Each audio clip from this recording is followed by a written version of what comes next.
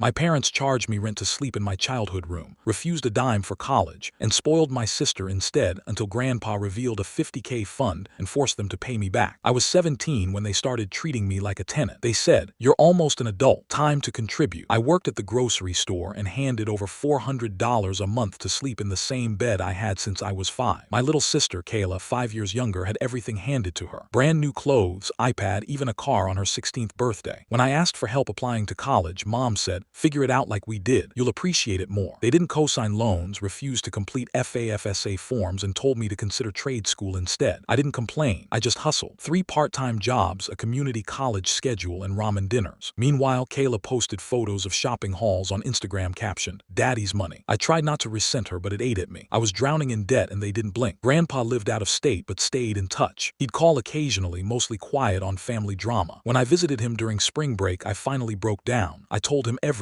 How I was working nights. How they made me pay rent at 17. How Kayla got a free ride. He was quiet. He didn't ask for proof, just listen. 2 weeks later, my mom called, panicked. "What did you say to Grandpa?" Then came the twist. Grandpa had set up 2 identical $50K education funds when we were kids. One for me, one for Kayla. My parents never told me. They spent mine on what? I don't know. But it was gone. Grandpa had asked for account statements, and when they couldn't produce mine, he lost it. Not only did he cut them off, but he also hired a lawyer and forced them to repay every cent 400 months rent I gave them plus the $50K. He sold one of his properties to fund it immediately and told them they had 2 choices. Pay him back over time or go public and face legal charges. They paid begrudgingly. Grandpa sent me the full $50K in a cashier's check with a handwritten note. "You were never the disappointment." They were. I used the money to transfer to my dream university, paid off my debt, and graduated with honors. As for Kayla, she ended up having to work to cover her own tuition. Funny how fairness feels like punishment when you're used to being favored. We don't talk much anymore, but Grandpa, I call him every week. And here's the part that still makes me shake my head. After I graduated, Mom had the audacity to ask if I could start sending money home. She claimed they were struggling now that Kayla was in school. I laughed, literally laughed. Then I said, "So you want your tenant back?" She didn't find it funny. I did. I told her she could ask Kayla for help, the daughter they actually invested in. Then I hung up. That same week, Grandpa invited me to live with him, rent-free. He even converted his garage into a studio space just for me. Every morning, he'd make 2 cups of coffee and we'd sit on the porch together in silence. No lectures, no guilt, just peace. One day, he looked at me and said, "Sometimes the people who are supposed to protect you forget what love looks like. That's not your fault." I didn't reply. I just nodded and swallowed the lump in my throat. The best revenge was never screaming or getting even. It was succeeding without them and letting their silence grow heavier every time they saw me thrive. At family events, they avoid talking about me. Kayla rolls her eyes if anyone brings me up. But Grandpa, he brags about me to anyone who will listen. And that's all I ever needed. I became successful because